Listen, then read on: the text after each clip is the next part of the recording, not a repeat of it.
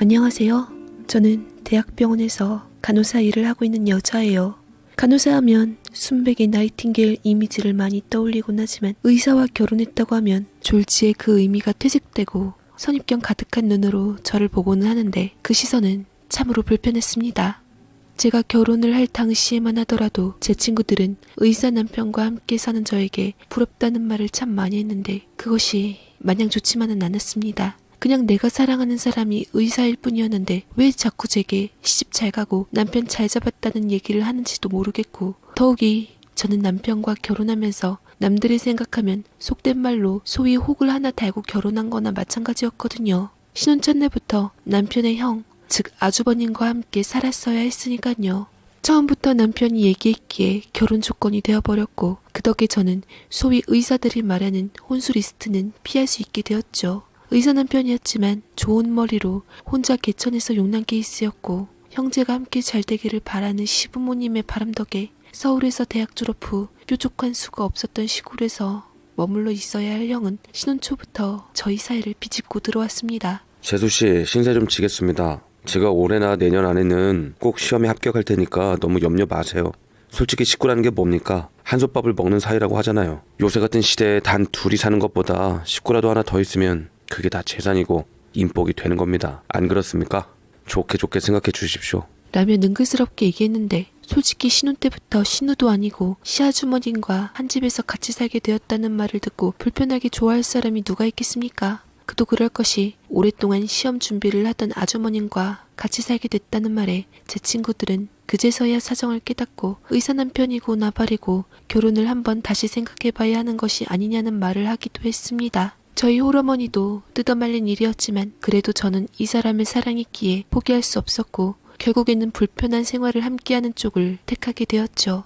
남편의 말에 의하면 단순히 시험이 문제가 아니라 아주버님이 혼자서 생활을 하면 심리적으로 불안함이 커져서 누군가와 같이 있어야 한다고 하더라고요. 알고 보니 시부모님은 시골에 계시고 남편과 아주버님은 대학 때부터 같이 살았다고 해요. 아주버님은 능글스러우면서도 어딘가 약간 어수룩한 면이 있는 분이었어요. 원래는 남편 못지않게 공부를 잘했다고 하는데 오랫동안 시험에 계속 낙방을 하면서인지 아니면 원래 천성이 그런지 모르겠지만 사람이 뭔가 말을 해도 탐탁지 않게 보여졌습니다. 하지만 지내다 보니 그래도 사람이 바르고 착하기는 하더라고요. 처음엔 아주버님과 함께 사는 것이 내키지 않았지만 그래도 같이 사는 것 외에는 자기 일을 스스로 하고 집안일까지 싹싹하게 도우니 오히려 맞벌이하면서 집안일은 신경 안 쓰게 되어서 좋았습니다. 거기다 요리는 얼마나 또 잘하던지 볼수록 사람이 참 괜찮은 것 같아서 저도 마음을 열게 되더라고요. 남편의 말을 들어보니 한 번도 여자친구를 사귀어 본 적이 없다고 했는데 참 좋은 신랑감인데 왜 그럴까 싶기도 했지만 현실적으로 보면 남편과 아주버님은 많이 다르긴 했어요.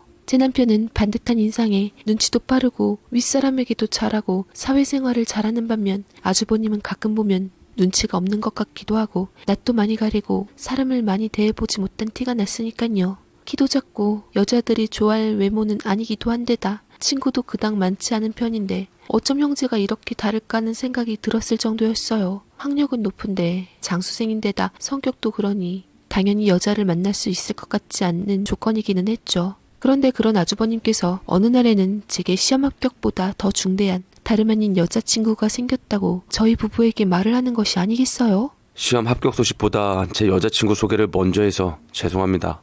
시험 합격은 언제든 할 수 있지만 인연은 때가 되어야 오는 법이니 순서가 조금 엇갈려도 전 나쁘지 않은 것 같아요. 진짜 너무나도 제 인생에서 놓치면 안 될 운명 같은 여자입니다. 가만히 들어보니 아주버님이 시험을 오랫동안 준비하면서 돈이 부족했는데 틈틈이 아르바이트식으로 나간 입시학원에서 한 나이 많은 입시생을 만났다고 하는 거였어요. 일을 하다가 대학에 가고 싶어서 학원에 등록을 했는데 아주버님에게 수시로 질문도 하고 적극적으로 대시를 하다가 만나게 된 사이라고 하니 저는 참 세상에 별일도 다 생긴다는 생각이 들었습니다. 하지만 한편으로는 그래도 성격이 참 좋은 아주버님인 만큼 좋은 사람과 만났으면 하는 바람도 있었고 아주버님은 여자친구가 생겨서 굉장히 행복한 것처럼 보였어요.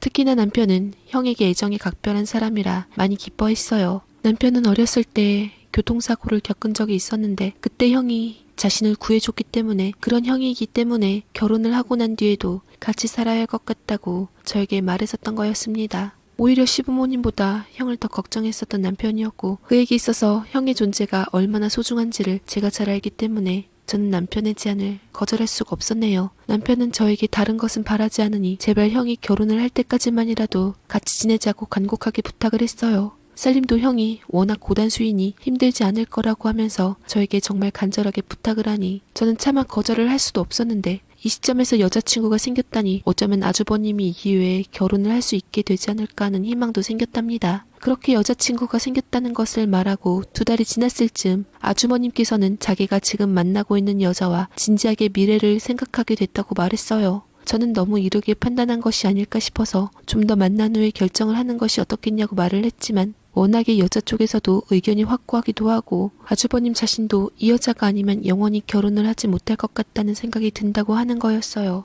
부모님께 소개를 시켜드리기 전에 일단 저희와 함께 식사를 하면서 자연스럽게 만남의 자리를 만들어 보고 싶다고 했습니다. 저도 과연 어떤 여자인지 참 궁금하기도 했고 어쩌면 아주버님과 죽을 때까지 계속 살아야 하는 것이 아닌가 걱정이 되기도 했는데 이렇게 기회가 주어졌다는 것에 저는 감사함을 느끼며 빨리 그 여자를 만나고 싶었어요. 마침 재수 씨랑 나이도 동갑이니까 서로 통하는 게 많을 것 같아요. 둘이서 친해졌으면 좋겠네요. 아주버님의 여자친구가 저랑 동갑이라니 아주버님이 저와 9살 정도 차이가 나는데 어린 여자친구라면 성격 착한 아주버님과도 잘 맞지 않을까 하는 기대가 생겼어요. 그렇게 저희 부부와 아주버님네 커플이 만나기로 한 날이었죠. 과연 어떤 사람인지 우리 부부 둘 다 잔뜩 기대를 하게 되었는데 제 남편은 여기서 좋은 인상을 주고 싶다면서 미리 어떤 질문을 하면 좋을지 저에게 물어보기도 했죠. 그런데 저는 멀리서 걸어 나오는 한 여자를 보고 참 낯익은 기분이 드는 게 어디서 본 것 같은 생각이 들었어요. 매화야 여기야. 인사해. 이쪽은 내 동생이고 또 이쪽은 재수 씨야. 안녕하세요. 유매화라고 합니다. 저는 그 이름을 듣는 순간 바로 누군지 알게 됐습니다. 제가 다니던 고등학교에서 꽤나 유명한 애였거든요. 부잣집이지만 무식하기도 하고 남에게 민폐도 자주 끼치는 애라서 유매화를 싫어하는 애들이 참 많았습니다. 옛날에는 심성만큼 심술맞게 생겼었는데 성령을 얼마나 했는지 얼굴도 많이 달라졌더라고요. 유매화는 저를 전혀 알아보지 못하는 것 같았어요. 사실 제가 학창시절에 그리 눈에 띄는 애도 아니니 기억을 못할 만했어요. 저는 여기서 유매화에게 굳이 아는 척을 하고 싶지 않았고 그날 남편은 신이 나서 유매화에게 여러 질문을 했지만 저는 한마디도 하지 않았습니다. 고등학교 때도 개인적으로 좋지 않은 일을 겪은 적도 있었거든요. 제가 고등학생이었을 때 그림 그리는 것을 좋아했던 전 반에서 그림을 곧잘 그리는 학생이었습니다. 언젠가 교내 사생대회를 나갈 사람을 반에서 뽑게 됐는데 저는 분명 제가 될 것이라고 생각했어요. 당시 유매화도 그림을 내었었는데 그린 그림을 봐도 제가 더 잘 그린다는 것을 알 수 있었으니까요. 그런데 사생대회에 나간 것은 제가 아닌 유매화였습니다. 유매화의 엄마가 우리 학교에 들린 적이 있었고 선생님에게 책 선물을 한다고 건네줬던 것을 기억해냈습니다. 그 책 속에 뭔가 봉투가 들어있는 것 같기도 했는데 저는 그 일 때문에 유매화가 저 대신 사생대회에 나간 것이 분명하다고 생각했습니다. 저 대신 자기가 나가게 되자 마치 저보고 들으라는 듯이 으스대기도 했어요. 선생님이 말씀하시기를 내 그림을 보고 딱 느낌이 왔다고 하는 거야. 나는 솔직히 주연이 그림이 더 낫지 않겠다고 말씀드렸는데 주연이보다 내가 더 사물에 대한 관찰력이 좋다고 하시지 뭐야? 굳이 이런 이야기를 제 앞에서 하는데 그렇게 으스대더니 입상도 하지 못했더라고요. 저는 그날로부터 크게 심적으로 상처를 받고 상심하게 되어 아예 미술을 그만두게 됐습니다. 현실적으로 전 미술을 하기에는 집안 형편도 그리 좋지 않은 편인데 반해 유매화는 돈이 많아서 미술 도구도 고급으로 살 수 있고 학원도 다닐 수 있지만 저는 그럴 형편도 되지 않아서 결국에는 화가가 아닌 간호사가 됐던 거였어요. 지금에 와서 간호사가 된 것을 후회하지는 않지만 가끔씩 미술을 그만뒀다는 점이 저에게는 속상하게 느껴지기도 했습니다. 여기다 대고 유매화는 저에게 은근히 자기 집 자랑을 하며 저를 궁지로 모는 듯한 말을 하기도 했더랬죠. 솔직히 미술은 돈 없으면 진짜 하기 힘들지. 학원비며 재료며 얼마나 비싼데. 그래서 집이 가난한 애들은 일찌감치 포기하는 게 좋아. 요즘 시대에는 돈도 재능처럼 능력 아니겠니? 부모님 등골 빼먹지 말고 주제 파악하면서 지 앞가림할 현실적인 직업 찾는 게 맞는 것 같은데 안 그래? 저는 그 말을 듣고선 마음이 아파서 혼자 화장실에서 몰래 울었던 기억도 있었어요. 어떻게 친구한테 저런 말을 함부로 할 수가 있는지 그의 인성이 의심스러웠습니다. 이때 저의 유일한 친구인 소영이가 그런 저를 위로해줬죠. 울지 마. 울면 지는 거다 너. 유매화가 그러는 거 다 네가 부러워서 그런 거야. 네가 이쁘고 공부도 잘하고 그림도 잘 그리니까 널 괜히 질투해서 그러는 거라고. 그러니까 너무 속상해하지 마. 뭐든지 다 잘하고 싶어서 노력했던 저에게 있어서 가난한 집은 굉장히 큰 콤플렉스였어요. 아빠가 일찍 돌아가신 뒤에 저희 엄마가 혼자서 저를 키우시고 있었는데 엄마가 겨우 식당 일을 하면서 생계를 유지했기 때문에 저는 옛날부터 돈에 대해서는 부족한 점이 많다는 것을 알고 있었죠. 그래서 돈 드는 일이라고 하면 포기부터 하는 습관이 생겼고 그것은 저에게 큰 트라우마로 남게 되었습니다. 그런 상처를 준 유묘아를 이런 곳에서 만나게 되리라고는 꿈도 꾸질 못했습니다. 참으로 질긴 악연이었죠. 재수 씨랑 매화랑 동갑이라고 하는데 둘이 친하게 지냈으면 좋겠네요. 저는 유매화 씨가 기억이 나는데 혹시 저 기억 안 나세요? 저는 유매화가 정말 나를 모르는 것인지 물어보고 싶었어요. 그래서 약간 뜬금없이 보일 수는 있어도 직접적으로 질문하게 되었는데 가만히 저를 보다가 여전히 웃는 가면을 쓴 채로 대수롭지 않게 받아치더라고요. 글쎄요. 전 잘 모르겠어요. 혹시 어디서 저를 보신 적 있으신가요?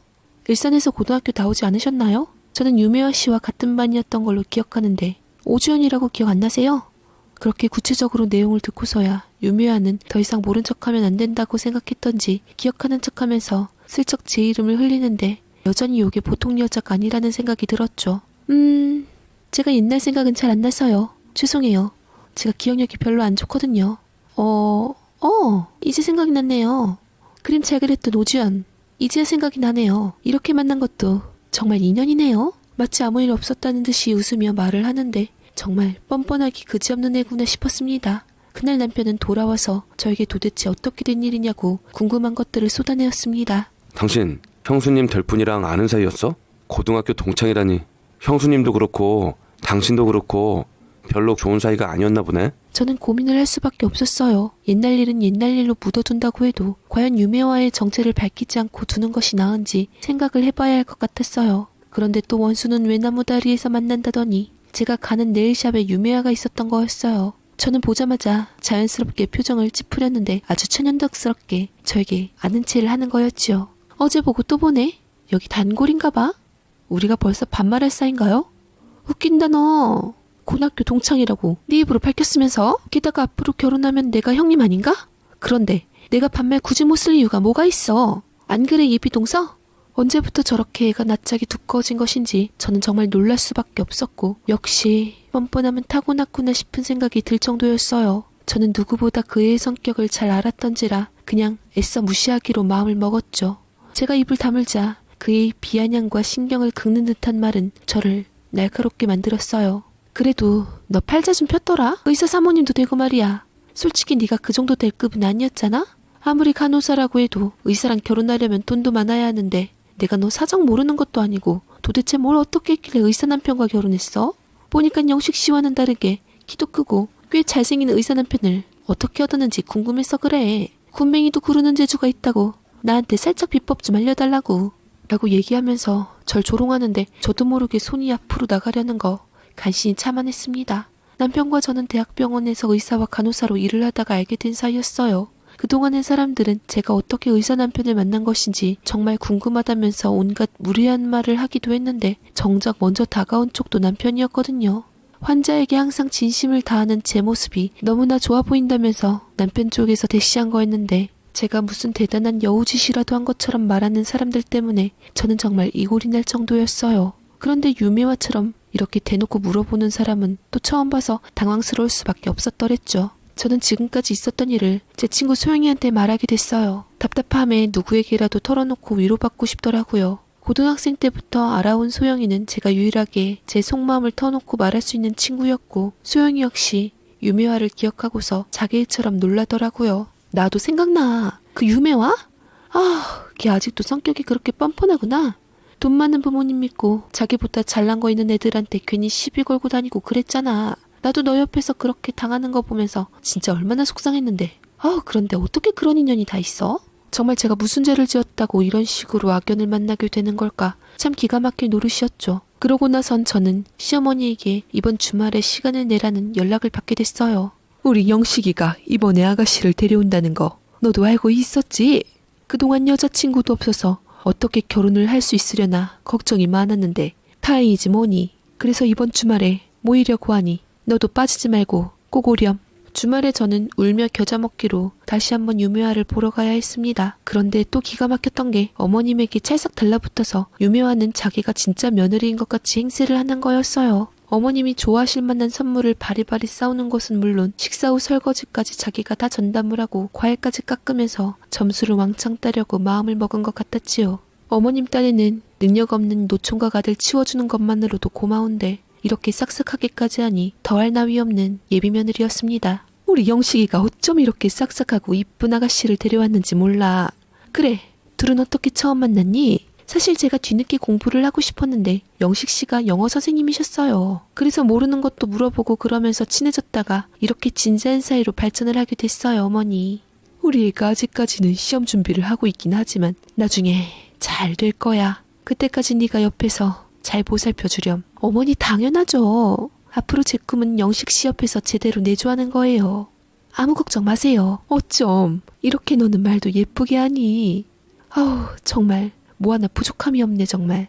어머님에게 팔짱을 단단히 낀 채 마치 저에게 도전적인 듯한 표정을 짓는 유매화의 표정이 정말 어이가 없었어요. 어머님이 저를 많이 아껴주시기는 했지만 저에게 보여준 적 없었던 환한 미소를 보니 괜히 위기감이 들기도 했어요.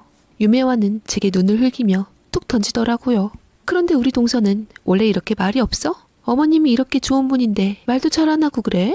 나 같으면 어머님이랑 맨날 만나서 데이트도 하고 그럴 것 같은데. 우리 둘째 애가 간호사잖니. 워낙 바쁘기도 하고 그래서 자주 오기는 힘들지.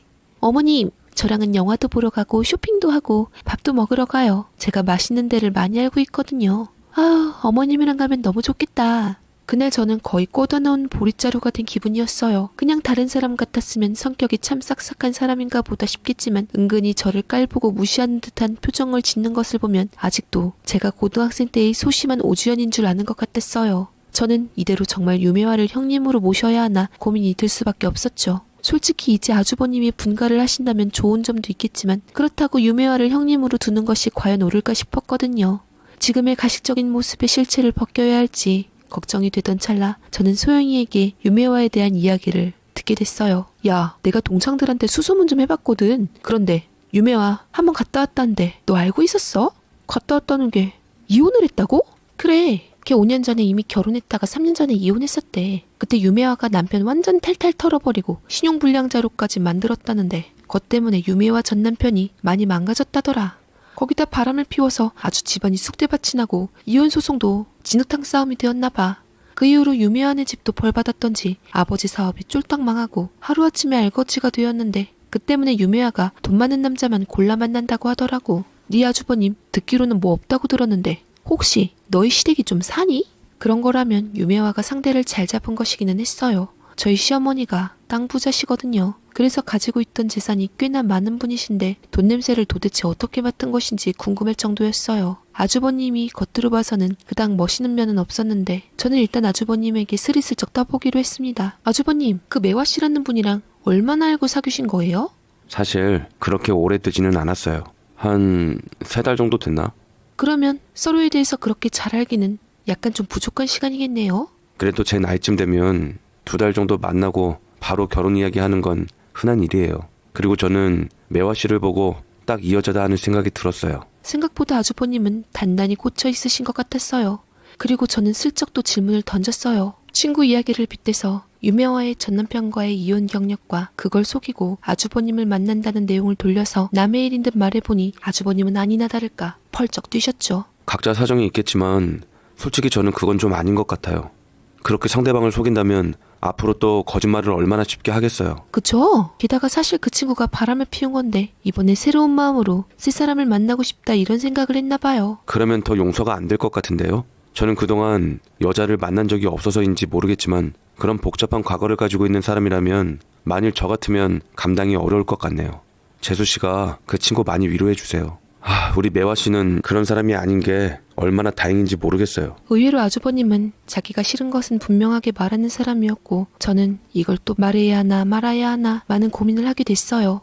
유매화의 정체를 제가 그냥 폭로해버리면 또 안 믿을 수도 있는 이야기니까 말이죠. 괜히 긁어부스럼을 만들어서 복잡한 일을 만들고 싶지 않은 마음이었어요. 많이 고민을 했지만 저는 그냥 이 일에 대해서 모른 척을 하기로 했죠. 유메아가 워낙 신입을 두텁게 쌓아놓은 데다 핀실이 굳이 제가 나서다가는 원망을 받지 않을까 하는 마음이었거든요. 그동안 유메아는 시댁이 드나들면서 어머님에게 온갖 아양을 떠는 모습을 보여주었습니다. 어머님과 함께 여행을 다녀오기도 했고 사진을 찍으면서 온갖 친한 척을 다 하는 거였어요. 여행을 간다고 저에게 언질 한 번 주지 않았던 것을 보니 어머님의 사랑을 자기 혼자서 받고 싶어한 것이 뻔히 보였죠. 결혼 준비는 빠르게 진행이 됐는데 어머님은 얼마나 마음에 드셨는지 이촌에 있는 아파트를 넘겨주시는 거였어요.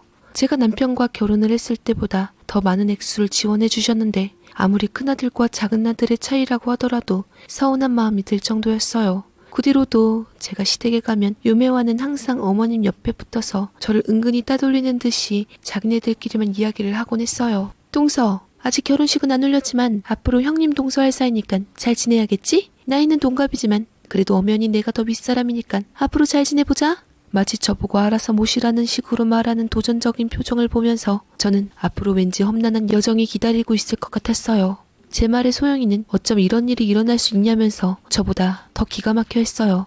걔 정말 너무 뻔뻔하다. 아예 너한테 보란듯이 그러는 거잖아. 얘나 지금이나 사람 기 꺾으려고 하는 건 똑같네. 진짜 걔 그렇게 뻔뻔하게 구는 거 너무 보기 싫은데 어떻게 내가 결혼식 날에 가서 걔 정체를 그냥 확 밝혀버릴까? 소영이가 마치 자기 얘기인 듯이 저를 대신해서 화를 내주는데 저는 그 마음만으로도 고마웠어요. 그리고 결혼식을 2주일쯤 남기고 아주버님이 신혼집으로 이사를 가면서 저희 부부와 함께 마지막 식사를 하기로 했죠. 당연히 그 자리에는 유메아도 끼어 있었어요. 그동안 못난 저랑 같이 살아주느라 고생 많았어요, 재수씨. 앞으로 저 이 사람이랑 행복하게 살게요. 형, 앞으로 잘 살았으면 좋겠어. 그동안 거의 떨어져 있었던 날이 없었는데 이렇게 이별을 하게 되니까 괜히 섭섭하기도 하고 그렇네. 남편과 아주버님은 서로 훈훈하게 말을 주고받았는데 거기서 유메아는 갑자기 끼어들어서 질문을 하는 거였어요. 그런데 도련님은 어쩌다 주연이, 아니 동서랑 만나게 된 거예요? 참 궁금하다. 주연이가 참 괜찮은 애이긴 한데 어떤 점에서 매력을 느꼈는지가 궁금하다고나 할까? 궁금할 수도 있죠. 대학병원에서 제가 레지던트 하던 시절에 마음에 들어서 제가 쫓아다녔어요. 참 착하고 예쁘고. 갑자기 유메아는 그 타이밍에 맞춰서 비웃음을 짓더라고요. 아니 내가 갑자기 목이 막혀서 오이는 마라 동서? 그랬구나. 주연이가 착하고 예쁘다고 생각했구나. 하긴 주연이가 원래부터 굳은 일은 잘하긴 했어요. 주연이가 엄마 식당일 돕다가 청국장 냄새 교복에 답해서 막 우리 반에 청국장 향기가 진동을 했던 적도 있었는데 그때 생각나? 저에 대해서 망신을 주고 싶은 것인지 유메와는 저의 흉을 봤지만 저는 마치 꿀먹은 벙어리처럼 아무런 말도 할 수 없었어요. 아예 이참에 너 죽고 날 살자는 식으로 유메와의 과거를 모두 폭로해버릴까 싶은 마음도 들었죠. 하지만 저는 옛날부터 엄마에게 들었던 말이 있었어요. 사람은 언젠가 자기가 한 짓을 그대로 되돌려받기 마련이고 언젠가 진실은 밝혀지기 마련이라는 말을 저는 계속 새기고 있었거든요. 이런 일에 저는 아무런 대응도 하지 않는 것이 최고의 대응이라고 생각했으니 말을 최대한 아꼈어요. 그럼에도 불구하고 유메와는 멈추지 않고 타겟을 저로 삼고서 제 남편을 공략했습니다. 우리 도련님 이렇게 보니까 참 멋있으신데 원래 여자한테 인기 많지 않았어요? 아니에요. 저 인기 없었어요. 오히려 주연이가 인기가 더 많았죠. 도련님은 참 겸손하네. 딱 봐도 동서보다 도련님이 더 인기 많았을 것 같은데 내가 좀만 더 빨리 우리 도련님 알았으면 한번 만나보는 건데. 여보 이거 다 농담인 거 알지? 우리 남편한테 은근히 여우짓을 하면서 얼굴이 굳어지는 아주버님 마음까지 푸는데 순간 느낌이 쎄하더라고요. 유메와는 고등학생 때부터 사람 손 긁는 이야기를 하고 그게 문제가 될 것 같으면 농담인데 왜 그렇게 정색을 하냐는 식으로 사람을 이상하게 만들곤 했어요. 제 표정이 또 어두워지니까 그걸 보고 또 은근히 지적을 하면서 저를 살살 골리더라고요. 동서 표정 좀 펴. 누가 보면 내가 뭐 도련님한테 마음이 있어서 그런 줄 알겠다. 도련님이 딱 내 이상형이기는 한데 솔직히 주연이 너랑 결혼을 했다고 하니까 참 신기해. 너가 솔직히 좀 매력 있는 여자 타입은 아니지 않니? 안 그래? 농담이야 얘. 그러니까 이제라도 관리하라고. 잡힌 물고기에도 밥 안 주면 일난다 너. 여자는 죽을 때까지 관리해야 돼. 아주버님과 남편은 유메와가 재미라고 하는 말에 그냥 농담이라고 웃어 넘겼지만 저는 묘하게 신경을 긁어대고 이쯤이면 이게 진심인 것 같은 느낌이 들었어요. 당하는 사람의 기분을 나쁘게 하면서 자기가 곤란한 상황은 안 오게 하려는 그 교묘한 화술이 얘한테는 아주 익숙한 것 같았어요. 새까맣게 마음이 타버릴 대로 타버린 저는 가슴이 막막했고 이 말을 전해 들은 소영이는 왠지 심상치 않은 것 같다고 말을 하더라고요. 유메아가 한 말 아마 반쯤은 진심인 것 같은데 너 남편 관리 똑바로 해야겠다. 남자 여자 사이 모르는 거야 너. 그이 같은 여자들은 마음에 없는 말 절대 안 해. 그래도 네 남편은 사람이 착하고 경우가 바르니까 그런 수작질이 안 넘어가긴 하겠지만 그래도 안심하지 마. 그러다가 너 뒤통수 맞을지도 몰라. 저는 혹시나 하는 마음에 남편의 핸드폰을 몰래 뒤져보게 했는데 아니나 다를까 유매화가 남편에게 연락을 한 게 보이더라고요. 남편은 형수님처럼 대하려고 하는데 유매화는 형수님이라고 부르지 말라고 하면서 그냥 이름을 불러도 괜찮다는 식으로 말하는데 내용을 보자니 가관인 것들이 너무나도 많아서 온몸이 부들부들 떨렸습니다. 정말 뻔뻔스럽기 그지없더라고요. 하지만 다행스럽게도 남편이 선을 잘 지키고 있는 것이 보였고 떨쳐내기 위한 모습은 저를 다시 신뢰하게 만들었습니다. 너무나도 유매화의 의도가 괘씸한 저로서는 여기에 대해서 제대로 들고 일어나 문제를 삼을까 싶었지만 그러다가 시간은 흘러서 아주버님과 유매화의 결혼식이 이루어지는 날이 다가왔어요. 이상하게도 유매화 쪽에는 하객이 그리 많지 않았어요. 걔말로는 열심히 살다 보니 친구가 자연스럽게 끊겼다고 하지만 사실은 재혼이니까 사람들이 많이 오기는 어려웠을 거예요. 게다가 자신이 재혼을 한다는 것도 끝까지 비밀로 할 생각이었던 것 같았으니까요. 결혼식을 가만히 지켜보고 있는 저로서는 그 상황이 얼마나 애같았는지 모릅니다. 이대로 저 애를 가족으로 받아들여야 하나. 아주버님은 정말 유매화와 결혼을 하게 되나 심장이 두근거리며 입술이 말라가고 있을 때 드디어 일은 일어나고 말았습니다. 사람이 되로주면 말로 받는다는 친정엄마의 말이 생각이 났더랬죠.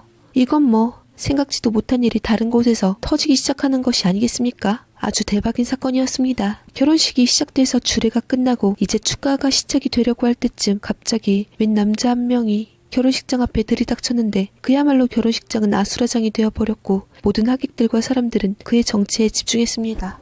야 유매화 나와. 네가 감히 바람피고 이혼한 주제에 이렇게 뻔뻔하게 재혼을 해? 재혼하려면 당장 결혼 생활에 네가 쓴 내 돈 다 갚고 재혼해. 이 결혼 무효야. 난 절대로 너 잘 사는 꼴 못 본다고. 어디서든 골마있는 상처는 터지는 법이던지 쩌렁쩌렁한 목소리를 가진 갑작스러운 남자의 등장과 폭탄 발언으로 인해서 식장은 일순간에 아수라장이 됐어요. 갑자기 이게 무슨 말인지 사람들은 수군거렸죠. 유매화는 사색이 된 상태로 결혼이고 나발이고 그 남자를 말리려 했지만 당장에 유매화를 떨치고 뿌리치고는 결혼식장의 사람들 앞에서 마치 중대 발표라도 할 것처럼 나섰어요.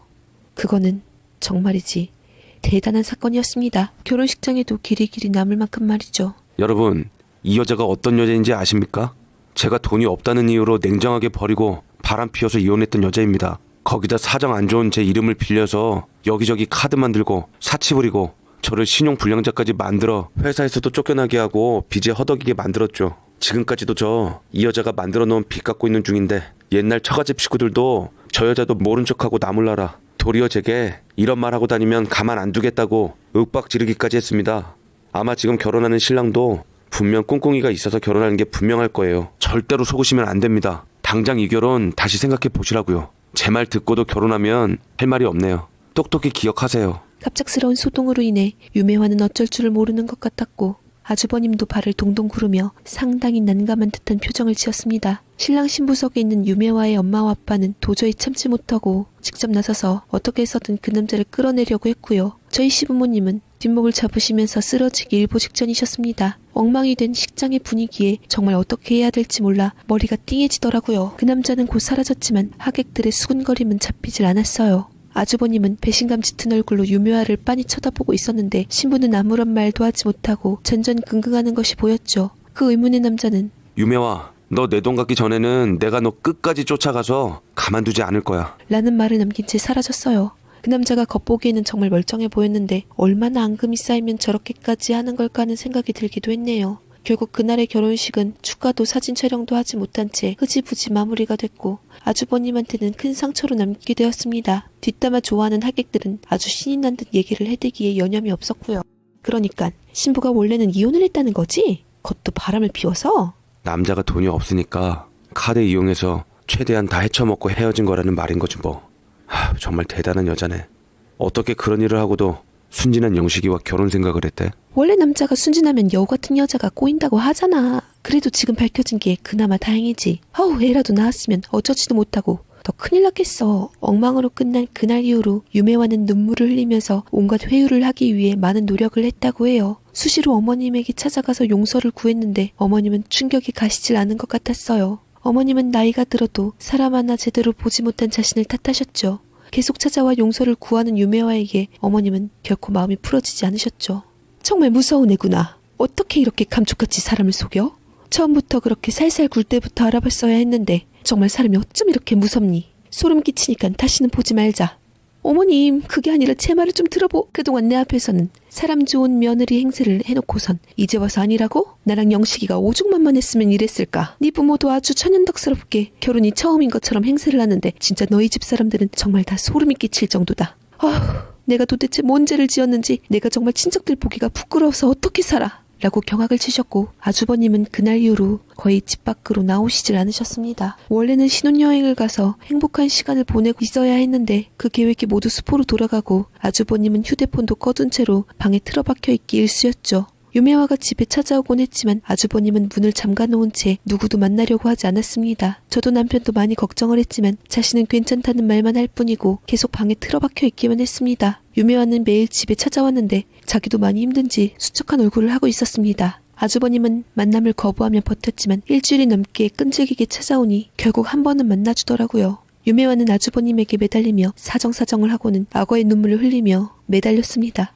영식씨 미안해요. 내가 미리 말을 했어야 했는데 혹시라도 우리 사이에 문제가 생길까봐 영식씨를 사랑해서 아무런 말도 하지 못했어요. 영식씨를 잃기 싫었으니까요. 그동안 내가 얼마나 우스웠어. 이 나이 먹도록 제대로 연애도 못하고 취직도 못했으니 내가 참 우스웠을 거야. 그래서 그렇게 거짓말도 쉽게 나왔지. 차라리 처음부터 사실대로 말을 했더라면 그나마 나았을 텐데.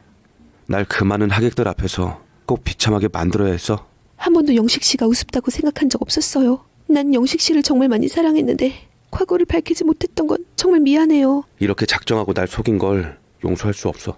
네가 그래도 조금이라도 나에 대해서 미안한 감정이 있다면 다시는 날 볼 생각을 하지 않았으면 좋겠어. 영식씨, 한 번만 저를 용서해주면 안 될까요? 그래도 그 전에 우리 정말 좋았잖아요. 행복했잖아요. 솔직히 영식씨도 나 같은 괜찮은 여자 찾기 쉽지 않을 거예요. 저 이번에도 이렇게 끝나면 부모님 뵐 낯이 없다고요. 좋은 게 좋은 거라고 눈 딱 감고 다시 한번 시작해봐요. 막말로 영식씨도 손해보는 장사는 아니잖아요. 유매화는 자존심이 상했던지 저도 모르게 속에 있는 진심이 툭 튀어나와버리고 말았고 아주버님은 속내를 알아채고는 기가 막힌 얼굴로 한참을 멍 때리며 어이없게 유매화를 쳐다보다가 이내 손절한 듯 고개를 저어댔습니다. 손해? 정말 어이가 없고 할 말도 없다. 어떻게 사람관계를 이득 보고 손해보고 그런 식으로 계산적으로 규정을 짓냐? 네가 이제까지 무슨 마음으로 나를 만나왔는지 의심스럽다. 양심이 있다면 네가 끝까지 나한테 이러면 안 되는 거 아니냐? 더 이상 너 같은 애랑 말 섞기 싫으니 볼 일 없으니까 나가. 당장 나가라고. 감정이 격해지며 악을 치는 아주버님의 태도에 결국 유매화도 안 되겠다 싶어 물러설 수밖에 없었어요. 어찌되었든 이렇게 돼버렸으니 제가 마지막으로 기억하는 그의 뒷모습은 참 가엾어서 괜히 미안한 마음이 들 정도였어요. 그이는 저에게 뭔가 기니 할 말이 있는 것처럼 저를 보다가 아무 말도 하지 않은 채 그냥 떠나버렸어요. 참 얄미운 애였는데 막상 또 이렇게 사라지니까 괜히 좀 안쓰럽더라고요. 그런데 역시 사람 걱정은 하는 게 아닌가 봐요. 유매화는 웃기게도 그 후부터 꼭 1년 후에 다시 재혼을 하게 됐다고 하네요. 횟수로는 벌써 3번째인가요? 그것도 제법 잘 나가는 의사랑 말이죠. 그 소식을 들려준 것도 소영이었는데 정말 대단한 애였구나 혀를 내두를 수밖에 없었어요. 이번에 유매화가 시집간 데가 지방의 큰 병원의 병원장이란다. 무려 30살 가까이 나이 차이가 나는데 어쩌면 그럴 수가 있니? 걔가 진짜 돈 냄새 하나는 잘 맞는 것 같아. 사람이 진짜 뻔뻔하게 살면 뭐라도 되나봐. 나는 언제 결혼하냐? 그 애 같은 애들도 몇 번이나 시집 가는데 내 꼴은 이게 뭐냐고. 내 팔자야. 맨날 부모님 결혼하란 잔소리 듣기도 지겹다 야. 그렇게 유매화와 자기 처지를 비교하며 신세한탄을 했는데 돌이켜보면 제 친구 소영이는 성격도 화통하고 의리가 있지만 이상하게 남자에게 인기가 별로 없어서 고민이 많았어요. 안정적인 회사에서 회계 일을 하고 있는 소영이 정도면 외모도 그리 나쁘지 않은데 여태까지 모태솔로였거든요. 빨리 결혼을 해서 최대한 안정적인 삶을 살고 싶었는데 결혼하자는 남자가 없었으니 결혼을 한 저를 부러워하기도 했어요. 그러다가 저는 좋은 생각이 들었긴 했지만 다만 일이 있었던 만큼 조심스러운 부분이긴 했고 행여나 소영이가 그걸로 기분 나빠할 것 같아 많은 고민을 하기는 했죠. 그래도 사람 사이가 어떻게 될지 모르고 많이 만나보면 좋으니 저는 시간이 흐른 만큼 큰 마음을 먹고 다리를 놔보기로 했습니다. 아주버님은 이젠 혼자 있는 게 좋다며 제게 그간 신세져서 미안하다고 하고는 이촌에 있는 어머님이 내어주신 아파트에서 혼자 유기견을 입양해서 정부치고 살고 있었는데요. 저는 오랜만에 아주버님과 남편과 함께 한잔하면서 기분 전환을 하자고 했어요. 오랜 시간 동안 동굴에 박힌 듯한 아주버님이었지만 저의 제의에 마음을 열고 수락을 하더라고요. 그리고 저는 속이라고 할 것도 없이 자연스러운 만남을 주선해주기 위해서 아닌 척하며 소영이를 불렀어요. 안 그래도 휴가를 받았다고 해서 소영이는 도리어 반가워하며 마침 잘 됐다고 하면서 저희 집에 기꺼이 오겠다고 하더라고요. 처음에 둘이 만나서 당황해하기는 했지만 자연스러운 자리와 알코올이라는 마법은 자신들이 모태솔로라는 공통점이 있으니 쉽게 친해지게 되었습니다. 잔을 주거니 받거니 하면서 둘 다 얼굴이 시뻘개져서는 배시시 웃고 좋은 자리에서 서로의 칭찬을 아끼지 않았습니다. 아니 소영씨처럼 이렇게 성격 좋으신 분이 왜 아직까지 모태솔로예요? 남자들이 진짜 진국을 못 알아보는구나. 그쵸? 그런 영식씨도 그래요. 사람은 다 겪어봐야 한다는 것을 알게 되었네요. 알고 보니까 이렇게 재미있고 좋은 분이신데 왜 아직까지... 저는 한 번 이미 갔다 왔잖아요. 재수씨 친구라면 다 알지 않나? 어머 아니에요. 그게 어떻게 갔다 온 게 돼요. 그 정도면 이혼이 아니라 파혼이죠. 전 이해심이 많은 편이라 다 이해할 수 있어요, 영식씨. 두 사람은 금세 친해졌고 사건으로 인해서 항상 죽상을 쓰던 아주버님은 오랜만에 환한 웃음을 지었어요. 역시 사랑은 다른 사랑으로 잊혀진다는 것이 꼭 맞는 얘기 같았네요. 그동안 힘들었던 시간을 다 잊어버리고 어느새 두 사람은 연인이 되고 얼마 되지 않아서 불꽃이 튀었던지 결혼까지 하게 되었네요. 이번에는 결혼식장 문에다 철통 보완을 하는 것도 잊지 않았고요. 아주버님이 금방 사랑에 빠지는 타입인 줄은 알았지만 소영이까지 그런 줄은 꿈에도 생각 못했네요. 참으로 인연이란 것이 언제 어디서 올지 아무도 모르나 봐요. 두 사람은 서로 성격이 너무 잘 맞아서 마치 오래전부터 알고 지낸 것처럼 편하고 좋았다고 해요. 어머님도 소영이를 보고 정말 마음에 들어 하셨어요. 여우 같은 데가 없고 성격이 싹싹하면서도 수더분해서 딱 맏며느리감이라고 좋아하셨거든요. 혹시라도 큰아들이 그 문제 때문에 상처받아 영영 장가를 못 가게 되는 것은 아닐까 많은 걱정을 하시던 어머님께서는 드디어 한시름 놓게 됐다고 하면서 무척 좋아하셨어요. 오래전에 알고 있었던 소영이 부모님께서는 저 덕분에 노처녀 신세를 면하게 됐다면서 참 좋아했고요. 여러모로 옳은 판단이었지 싶습니다. 친한 친구가 저의 형님이 된다니 처음에 아예 모르는 사람보다는 그 점이 참 좋았어요. 허나 알게 모르게 둘이 가족이 되니 은근 선을 긋는 일이 생기기도 했습니다. 뭐든지 현실적으로 다 장단점은 있는 법이죠. 비록 이렇게 사이좋은 동서지간이 되기까지 여러 우여곡절이 있기는 했지만 그래도 지금까지 사이좋게 잘 지내고 있답니다. 아주버님도 상처를 털고 소영이와 결혼해서 안정을 찾고 행복하게 잘 살고 있고요.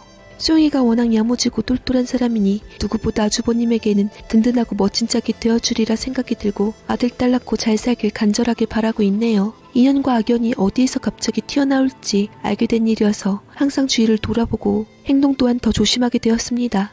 아주버님의 결혼에 대한 이야기는 참 여러 가지 제게 많은 것을 남긴 일이었던 것 같아요. 제 사연 읽어주셔서 감사드립니다.